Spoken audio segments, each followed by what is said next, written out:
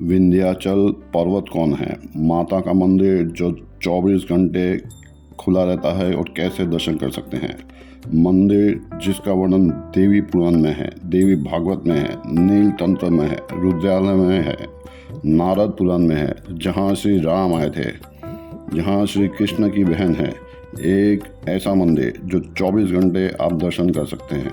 अगस्त ऋषि की सबसे ज़्यादा पूजा साउथ या दक्षिण में होती है, पर पहले वो उत्तर में रहते थे। इसका प्रूफ दूंगा। पिंडदान जीवन में कितनी बार करना चाहिए? संस्कृत पुरानी भाषा है या तमिल? आरती और मूर्ति के दर्शन भी होंगे तो अंत तक बने रहिएगा, वरना हर बार की तरह कुछ ना कुछ छूट जाएगा। तो बात कर रहे हैं और दर्शन करेंगे विंध्याचल, यानी जिन्हें विंध्यवासिनी भी कहा जाता है। विंध्याचल रेलवे स्टेशन भी है। मंदिर से 500 मीटर की दूरी पर है मंदिर, और मिर्ज़ा रेलवे स्टेशन से 7 किलोमीटर की दूरी, यानी 15 मिनट लगेंगे आपको आने के लिए। लेकिन रेल की कनेक्टिविटी आपको मिर्ज़ापुर से ज़्यादा मिलेगी।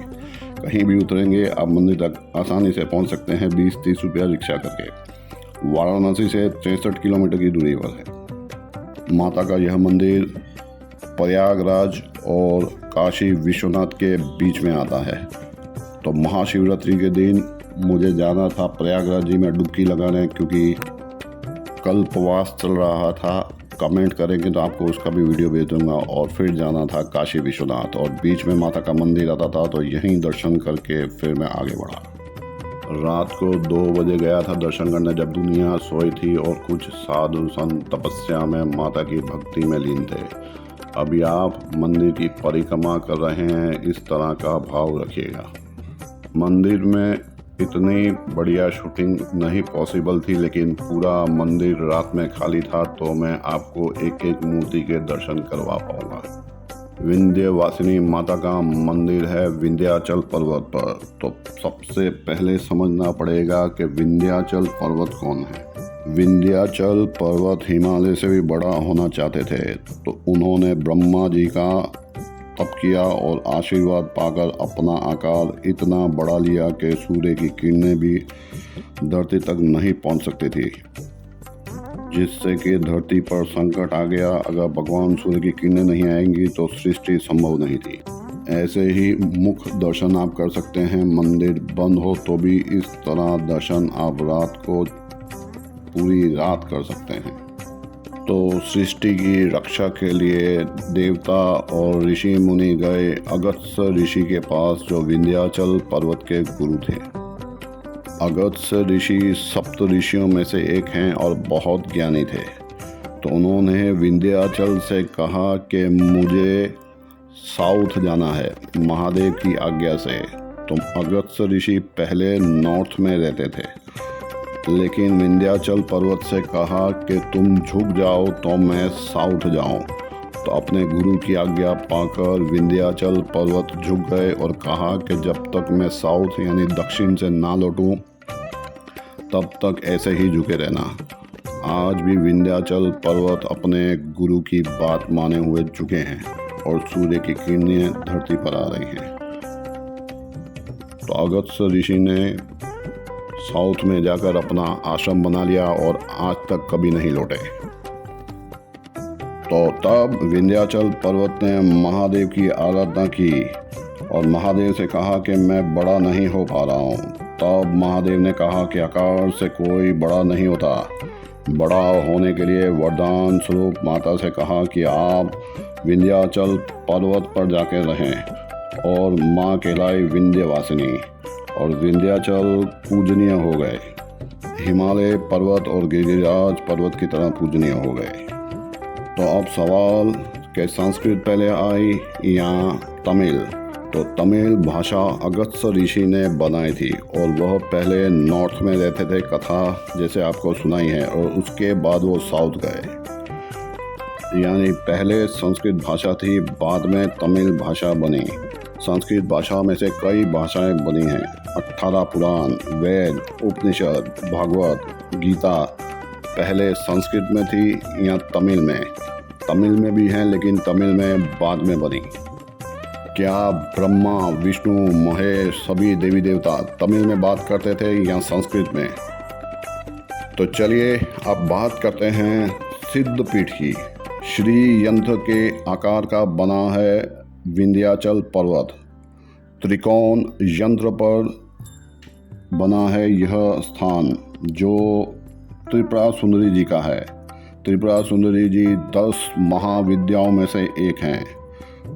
त्रिपुरा सुंदरी यंत्र को यंत्र राज भी कहते हैं। विंध्य माला पर्वत श्रेणी में माला के बीच में है विंध्य क्षेत्र। विंध्याचल सिद्धपीठ माता को यहाँ विंध्यवासिनी भी कहते हैं। विंध्य क्षेत्र में साक्षात वास करने वाली हैं माता, जो गंगा किनारे के पास में है। तीनों त्रिदेवियाँ का यहाँ पर आशीर्वाद मिलता है, क्योंकि तीनों देवी महाकाली, महालक्ष्मी, महासरस्वती ने भी यहाँ अपना घर यानी आवास बनाया था। क्या आपके ध्यान में ऐसा कोई मंदिर है जो 108 शक्तिपीठ में भी आता हो, 12 महापीठों में आता हो, जागृत सिद्धपीठ में आता हो? डिटेल में बताऊंगा कि क्यों इसे मणिद्वीप कहा जाता है। सिद्धपीठ और शक्तिपीठ तीनों का दर्जा मिला है। अपर्णा नाम पार्वती जी को यहीं मिला था। यहीं पर भगवान शिव की तपस्या की थी पार्वती माता ने, और वो केवलाई अपर्णा। भगवान राम ने भी कई जगह पर अपने पितरों का श्राद्ध किया था, तो यह भी उनमें से एक था। भगवान राम ने पूरे भारत में भ्रमण किया था, लेकिन सबसे पावरफुल जगह जो थी वहीं पर उन्होंने अपने पितरों का तर्पण और श्राद्ध आदि किया था और यहाँ पर आए थे। इसीलिए यहाँ पर पास में ही है रामेश्वरम मंदिर और राम कुंड भी बनाया गया है। लाइफ में कई बार पिंडदान कर सकते हैं, इसका प्रूफ साक्षात भगवान राम ने दिया है। कई लोग मानते हैं कि जीवन में सिर्फ एक बार पिंडदान करना चाहिए, पर यह सही नहीं है। कम से कम एक बार पिंडदान करना चाहिए। पितरों के लिए रोज तर्पण करने की विधि है। हम रोज नहीं कर सकते, इसीलिए कहा जाता है कि पीपल में रोज जाकर जल चढ़ाना चाहिए, क्योंकि पीपल में पितरों का वास कहा गया है। भगवान विष्णु को भी यहीं पर सुदर्शन चक्र मिला था, तो आपकी भी मनोकामनाएं यहाँ पूरी होंगी। रुद्रयामल में भी यहाँ का वर्णन है। रुद्रयामल के अनुसार यहीं सती जी का पुष्ट का हिस्सा गिरा था, मतलब माता जी यहाँ पर साक्षात विराजमान हैं, इसीलिए इनकी गिनती 108 शक्तिपीठ में होती है। नारद पुराण में भी वर्णन है इस मंदिर का कि प्रयागों से 10 गुना फलदायी यह भूमि है, जिसे विंध्याचल पर्वत और गंगा जी का संगम होता है। पूरा साल यहाँ पर भीड़ रहती है, पर साल के चारों नवरात्रों में भीड़ बहुत ज़्यादा होती है। साधु संत और भक्त 9 दिनों तक यहीं रुककर साधना करते हैं। मंगलवार, शनिवार, रविवार को भी काफ़ी भीड़ बढ़ जाती है।